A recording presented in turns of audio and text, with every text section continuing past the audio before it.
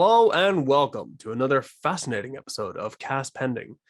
Today, the Dawn takes us off with the Pyramids of Giza and the Great Sphinx. This is one of my favorite topics to get into, as it's caused a lot of controversy over the years between scientists, historians, and archaeologists, and pseudoscientists and pseudo-archaeologists. So just to start off, some facts about the Pyramids of Giza. There are three, as you know: the Pyramid of Khufu, the Pyramid of Khafre, and the Pyramid of Menkaure. The Pyramid of Khufu is the oldest and the largest. It was built in 2600 BC, which would make it 4,620 years old. Very old, nearly as old as me. It's 481 feet high. Took 27 years to build. It was the tallest man-made structure for 3,800 years, and it's one of the oldest of the seven wonders of the ancient world, and the only one that's still standing. The Pyramid of Khafre is the second tallest and the second largest of the three. It was built in 2570 BC, making it 4,591 years old, 448 feet high. Took 20 years to build. I don't know how they built these things, man. 20 years, Jesus. That's a couple of generations. That's 2 decades. 2 decades. And the Pyramid of Khafre took 20,000 workers to complete it. It has 2 entrances, and it's steeper than Khufu's pyramid. Onto the last pyramid, the Pyramid of Menkaure. It's the smallest of the 3 pyramids. It was built in 2510 BC, making it 4,500 years old. It's considerably smaller than the others in height. It's 200 feet high, so that's over 200 feet smaller than the second biggest. It took about 20 years to complete as well. It was built with granite that came all the way from southern Egypt, transported on the river for 800 kilometers or 500 miles, which in itself is a fair feat. Yeah, that's really all the facts I have for the pyramids at the minute. I've got a few more, but we'll get into them a bit further into the podcast. Indeed. What interests me about this now, about ancient Egypt and the pyramids and Sphinx, is how much mystery surrounds them. Exactly. Ooh. Like scientists and archaeologists and historians are all relatively agreed on how old they are. The only thing that they really can't agree on is who built them, why, and how. Indeed, but more or less as well, I think there's like 3 contrary histories to this. Like, people are like, fine, the pyramids, everyone understands the concept, they're about between 4,000 and 5,000 years old. Fair enough. But the Sphinx, and this is in recent times, this is in between 2013 and 2017. Yeah, there has been reports that the Sphinx is actually much older than what is believed to be, because the limestone that the base of it is made up of from water erosion, right? For the water to be that high in the time, it would have to have been nearly between 8 and 10,000 years ago for the water to reach the heights of where the limestone is getting eroded on, which means the actual Sphinx is much older. That's right. So the theory you're talking about was put forward by a geologist named Dr. Robert Schoch, who works at Boston University. And Dr. Robert Schoch, he went to Egypt. He studied the Sphinx, and he says that one of the first things that was apparent to him was that the side walls of the Sphinx, not of the Sphinx itself, sorry, basically there's some almost like man-made walls around the Sphinx, around the outside. Yeah. These walls do have water erosion on them, and like you say, there was no significant rainfall to cause that water erosion since about 10,000 BC at the end of the last ice age, which would make them significantly older than we do believe. It's very interesting. And on top of that, in 2017, an archaeology study where actually I can't remember. I remember seeing a video on someone who, it was back in the 90s or the early 80s, I think it was. A person had stated that there was a chamber within the Sphinx, and it was accessible through a report in the scalp, I believe it was, and it was you could open this from a button found behind the ear. In 2017, archaeologists discovered there was a stone fragment behind the ear that didn't match up with the rest of the Sphinx. And there is actually a door at the top. But there's pictures from the 1960s when they were doing the exploration of it, of this like gaping square in the top of the skull, which appeared to be like closed now. I think I've seen that picture. Yeah. So like, did people find this out, go inside, see what was in it? Like there's theories out there that scientists were using ground penetrating radar to see if there was anything underneath the Sphinx in 2017. And they found out that there was a massive subterranean chamber underneath it. I think it was about half. Say again? I think it was actually underneath one of the front paws, wasn't it? Yeah, it's underneath the entire like actual Sphinx itself. Is the actual way down through it. You have to go down through the scalp into like where the torso area is, and then there's another way down from there down towards the paws underneath, and that leads down into the chamber. The chamber is nearly half the height of the Great Pyramid underground, and this is reported in Sumerian text as well as Egyptian, right? And like this is nuts because Sumerian language and their like race of people actually vanished off the face of the earth over 5,000 years ago. Their language hasn't been spoken out loud in 3,000 years, right? And Sumerian is like Iraq, Iran, and those areas. And according to the history, right, is that this chamber is the wealth of knowledge, the world of knowledge, right? So of that time, how the things were built, how things came to be, how religions, leaders, technologies, everything is meant to be down there. But nobody has decided to like dig down and into this chamber, and they're only releasing the information in 2017. And it's only actually starting to pick up here in 2021. Wow. You got to wonder what is inside there. You know, what is inside these chambers? What sort of knowledge and texts and hidden secrets? It's true. But like when you think about it as well, it's like what threatens modern society? Knowledge. Exactly. The more knowledge you have, the more power you have. Yes. So I mean, we'd be very powerful between us, wouldn't we? It'd be fucking dangerous if you give us a book. Like, oh Jesus! It's a bit like when you take a place over, you burn their religious books and you burn their books. You get rid of all their history, idols. their origins, religions. Yeah, exactly. Yeah. The same as the barbarians done in the Viking era. Yeah. But it's similar to that. Like, right. So the world governments won't let you understand what's under here. They won't like pay you to have people dig down and get into it. They won't try and figure out how to get into the Sphinx. Well, in fact, they'd actually probably try and put a stop to it.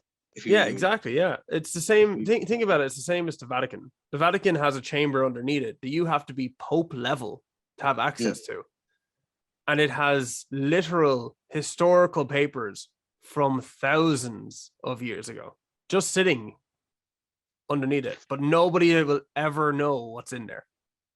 Well, the Sphinx is even more interesting because if it really was built 10,000 years ago, then that would mean that, well, it could mean that some of the things hidden inside could be from that time, and even further from beyond that time. Like as far as we know, we don't know how old the chamber is. We're guessing here at like, based on predictions from scientists to say it's 8,000 to 10,000 years old. The Sphinx is. The chamber below it could be even older than that. Well, scientists don't even know how old the Sphinx is. They can't date it properly because it's had so much restoration over the years. Yeah, that it's near impossible to date the original date of the Sphinx. Oh, it's very interesting. It's very interesting. Right, and the pyramids, right? Interestingly enough, match up with the exact coordinates. Now, get this. The exact to the goddamn nanometer match up with the stars of Orion's belt. That's right. It's like a mirror image also, set out. Now, that suggests a great knowledge of astronomy. Exactly. Mathematical science and astronomy. So here we have a civilization that is pretty early on, we're talking 4,000 years ago, that have built pyramids, built the Sphinx, supposedly, and have managed to align the pyramids with Orion's belt. Not only that, they've managed to align the Sphinx. If you're looking out from the very back of the Sphinx, they've managed to line it up so that it looks directly at the constellation of Leo. Yes. On the spring equinox. And the pyramids actually sit on what's pseudoscience, if you want to put that out there, world ley lines. Yeah. Ley lines are a very interesting subject to talk about, especially when you're talking about ancient times. Ley lines are energy lines that circle the earth, and at certain points the ley line will intersect.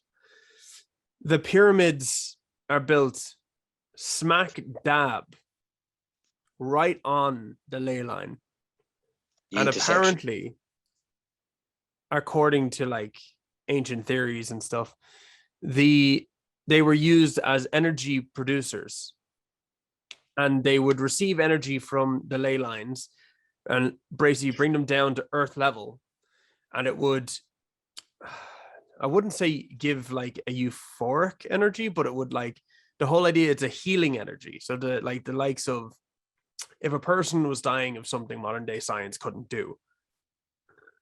I know people are going to laugh at this part, but there was a scientific test done by a chap in America. I think he lived in Colorado. He built I'm going to say pyramid out of wood and TP tent kind of materials. Yeah. I think it was about 35 feet tall, perfectly square at the base. And that was it, right? But when he said he went inside, there was an energy that was being siphoned into it. It just felt, like peace. Now, the man was suffering from first stages of cancer. He spent 3 months inside this construction that he built. When he went back to get tested after this, the cancer had resorted back to an earlier stage and was even found dormant. This will amaze people. But what happened next was insane. A government official showed up and told him he had to tear it down. He was stating that it was against site laws, even though he was in the middle of the goddamn countryside. Yeah. So hello, it's his land. There's no one around him. It's not overlooking anything. You can't climb up it anyway. But what was the issue? Once they pulled it down, his cancer made a return. Yeah. Now that intrigues me. Now, fair enough. I read things on the internet and it may not be true, but if it is true, what does that mean? Does it mean that the ancient Egyptians knew about ley lines? They knew how to cure things that modern day science can't with medicine and simply using energies of the world? Well, we say these civilizations of the past are less advanced, they're primitive, but they had a knowledge of medicines, they had a knowledge of astronomy, they obviously had a knowledge of how to build things, and not even just minor things. They were building complex things, the pyramids. We couldn't even build the pyramids today. So they must have been advanced in some ways that we're not. Maybe, maybe we've regressed in our knowledge. We live for material things these days. We rely on other things. We don't have to grow our own vegetables. We don't have to provide for ourselves.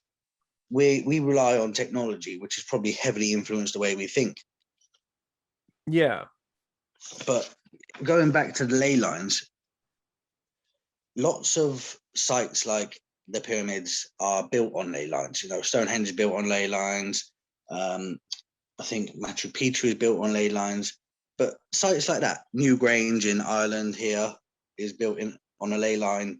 And these are all places with great energies. You'll often hear people talk about going to the summer solstice in Stonehenge, and they describe how they feel an energy coming from Stonehenge. When they're there, they feel different. They feel like their body is full of an energy that they can't describe. And that's obviously what's happening. The energy, they're feeling the energy from the site, which I think, if one person saying they can feel an energy is one thing, you might be able to say, yeah, okay, maybe you do, maybe you don't. But having hundreds of people do it, Yeah, exactly. different story. It's pretty much undeniable. If 100 people said to you they saw fucking Jim over there shoot someone, you're not going to say, you might be wrong though. True. I never trust that Jim fed anyways. He's something about him. Here's an interesting one for you, right? So the Egyptians, right, and their ancient, they done these, they done that. They're not as advanced as us. These people knew how to generate electricity and make torches. Don't believe me? Go look that damn thing up. They did know how to do it. The Baghdad battery. Exactly. For anyone trying to research it. It actually originated in Egypt, and they found references not only in the hieroglyphics that were painted onto the walls inside of the pyramids, but they also found actual like clay pots with iron ingots in them, which would produce an ionization when mixed with an electric current. Yeah. And when put in such a way, actually produces a light, like a copper wire into two and then electrified. There was theories passed around that they used an electric eel. I was like, okay, that generates more static than anything else, but then static in ionized water could be enough to electrify the copper to generate a light. Electricity. That's The ionized gas from the water goes up inside the glass tube. The copper catches that. The electric current runs through the copper. Boom, light. That sounds like an experiment we should try. It does sound like an experiment we should try, and maybe we will one day. Maybe. And we'll video it. Put it up for you all to see. Don't try this at home, kids. Boom. But the thing that really interests me is the common accepted theory for how the pyramids were built is that people did it using wooden logs to roll the blocks and ropes, and then they carted them up a slope. Which is hilarious because each one of these stones can weigh upwards of 30 tons. Exactly. And to cart a 30-ton stone ramp, a 30-ton stone up a ramp would be next to impossible, especially if you're going as high as the pyramid. Imagine if that's the last block to go on, or one of the last blocks to go on. That's insane. You're not doing that. You're not carting it up a ramp. Here's another interesting one for you, right? One I actually fairly recently heard. According to scientists, mammoths were around in the time of Egypt during the era of construction of the pyramids. One of their theories is that they were utilized to carry the giant stones. Now, okay, fair enough. I could probably give that if it was true. Because a mammoth is huge. We're talking 2 to 3 times the size of a greyback elephant, like gray or African elephant, right? Those are the biggest elephants in the world. Right now, if you could manage to get one of those under control, yeah, okay, fair enough. I'd say between the two of them, pulling power with your logs and all that, yeah, right. But that's iffy.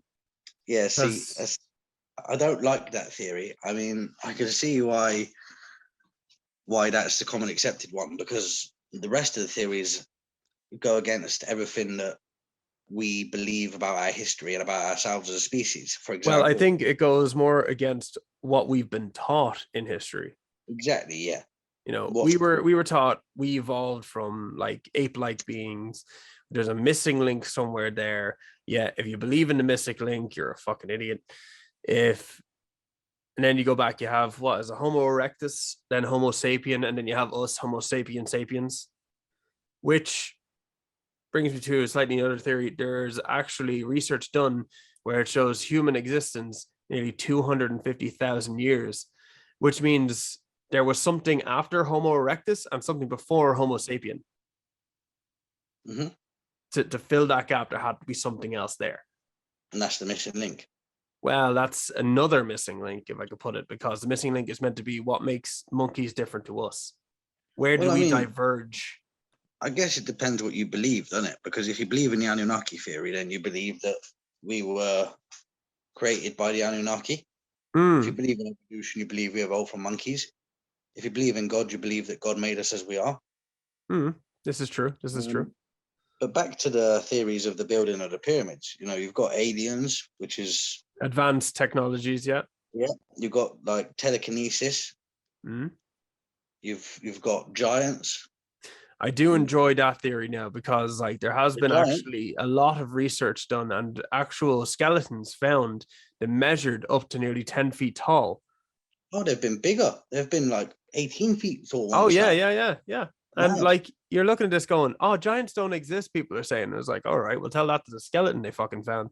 Yeah.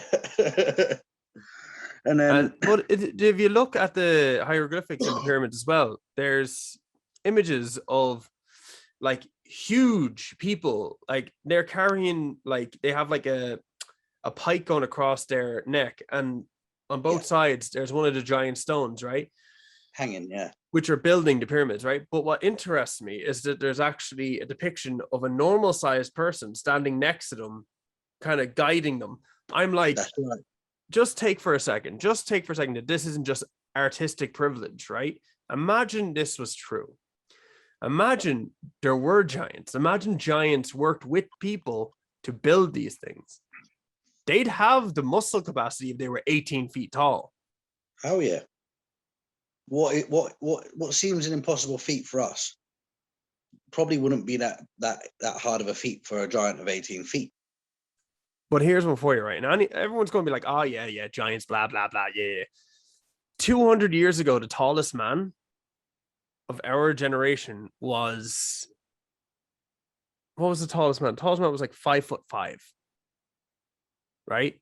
Now, the average height is 6 foot. That's 5 inches in 200 years. I know people that are coming out of freaking secondary school now and they're like taller than me. I'm 6'3" and they're coming out at 6'5", 6'6", 6'7". Jesus Christ. Like the next generation in the next 50 years, the average height's going to be 6'4", 6'5". And then the tall ones from them will be 6'7", 6'8", 6'9". We're constantly growing because the way the world is changing around us. The human body is designed to evolve. So what's to say that in ancient times, some evolved ahead of time? Yeah, it's entirely possible. There's always fucking anomalies. Yeah, I think the giants one is definitely my second favorite. My first favorite theory of how the pyramids were built is sound levitation, frequency levitation, because there have been stories and writings and drawings of other civilizations having done that and being able to do it. This is true. But as well, like you can see it through all ancient history as well. Like certain structures, even built in Egypt as well, use precision cuts. Yeah. Like some of those stones are put Unbelievable. together so tightly, you can't put a shred of paper through it. And some of them look melted together. Yeah, like superheated. Yeah. Like to have that level of heat. Think about it, right? If it takes 20 years to build one of these pyramids, they're not going to be chiseling every goddamn stone. No. To have it perfectly flat and then sanding it off. They didn't have sandpaper. There's definitely a lot of unanswered questions about the pyramid, which is what makes it so interesting. In pop culture, it just adds to the illusion. Like, for example, Stargate, the pyramids were a landing base for a spaceship. Which was also shaped like a pyramid. Yes. But I don't know. I think that's following the theory that like the Egyptian gods were aliens. Yeah. Which, I mean, theoretically, I actually watched a video on this. Some guy actually said like they didn't have a word for a plane or a ship, so they called them chariots. They didn't have a word for aliens, so they called them angels. Mm-hmm. So the angel came down on his chariot. The alien came down on his ship. Well, back to, I think I sent it to you, Smiles. It was a passage from the Bible of, I think it was Ezekiel. Oh, the Book of Enoch. And Ezekiel he's either tripping balls in this passage, or he's seeing a UFO, a spaceship, because he's going on about how the metal chariot is moving through the sky with fire and bringing down fire, and it's just like, okay, did you lose the plot?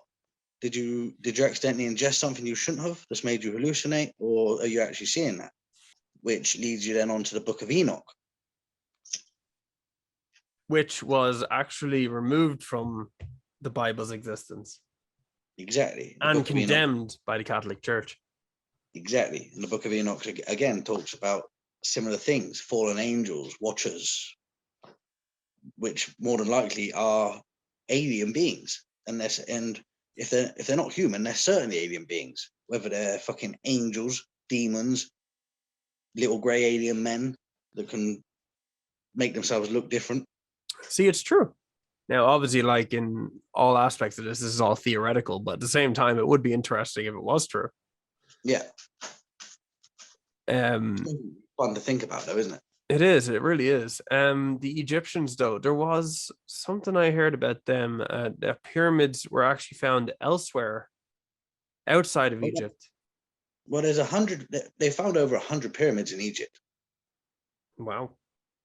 And if you look at the dynasty before, the ones that built the Great Pyramids, the pyramids that they built, well, they didn't stand the time that the Great Pyramids have. They're crumbling. They're a mess.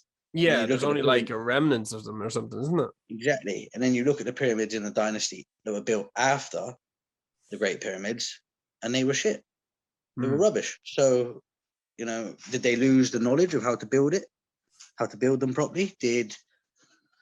Was someone there giving them the knowledge, helping them build it, and then they left, so they built shit pyramids?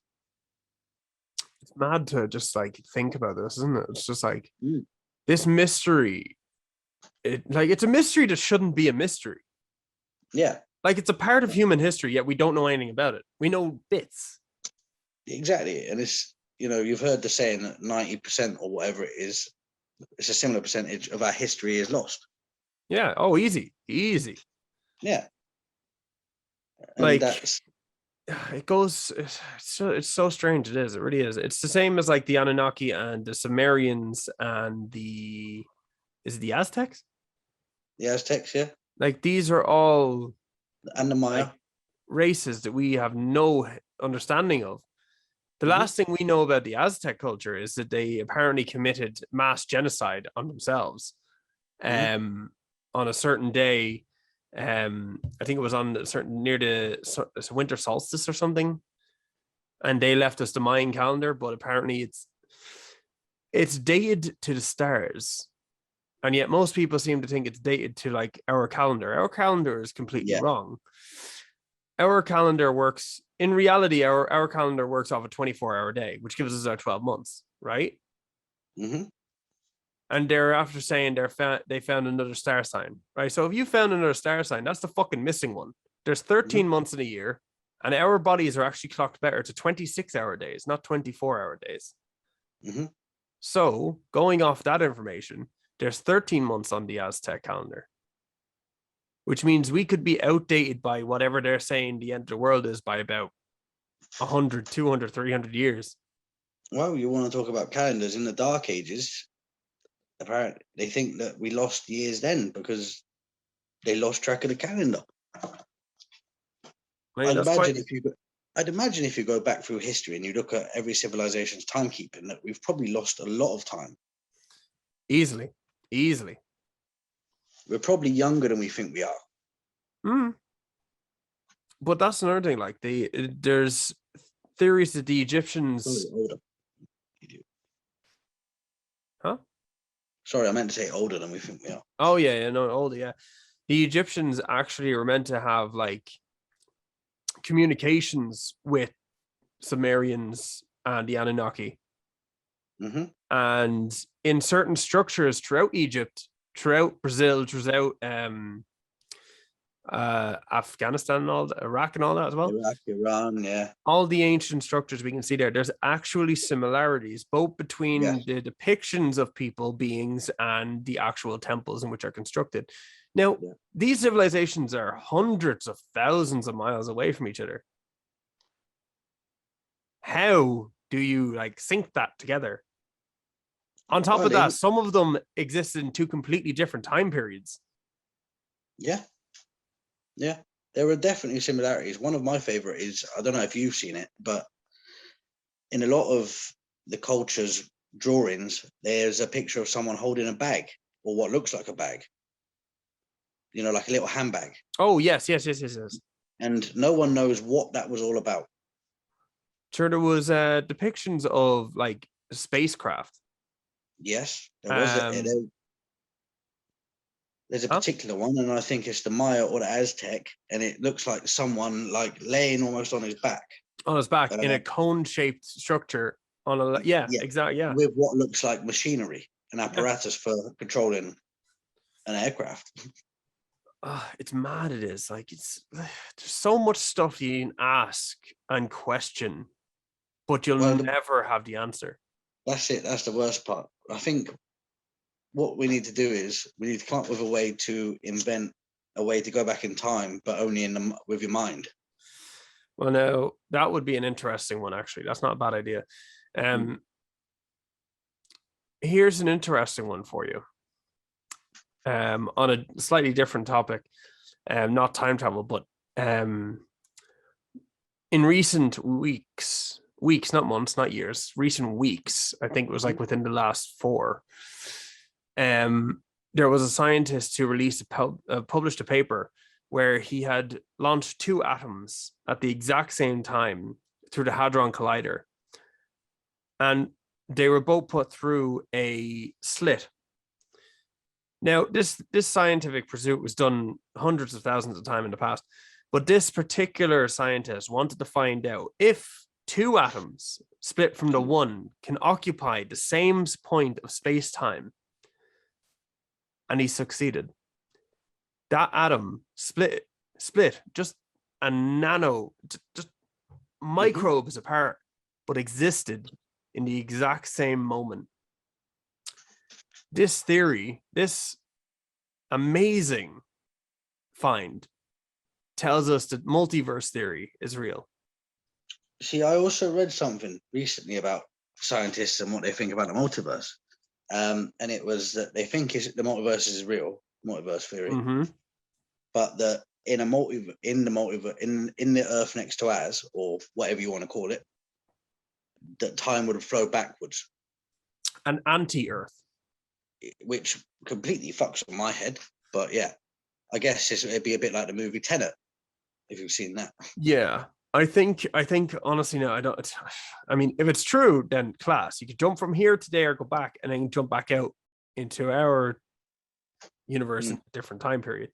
Fair enough. Doing that, you're not actually breaking the laws of physics because you're utilizing another universe. It's completely outside the realm of possibility with ours. But here's my theory. If multiverse theory exists, then what's to say that the Egyptians didn't live on and all the history that we know of them exists in that world? Yeah, it's entirely possible. The ancient Egyptians might still be around. Fascinating. The theories, the possibilities are endless when you start talking about multiverse theory. It is true. It is true. Another episode, I think, fully dedicated to it. Maybe longer than 40 minutes. Yeah, I think we probably need a good while to talk about the multiverse theory. Guys, we had some serious mysteries with this one. This was just the pyramids and the Sphinx. There's so much more to cover, which I think we will have to add on to this. Come back and join us again, though, because we'll be talking about another one of the 7 wonders of the ancient world at some point. Oh, yes. Thank you for joining us. This has been Cast Pending signing off. I'm Smiles. I'm Don. Thank you for listening. And I'm Marcus. Bye. Have a beautiful time. No.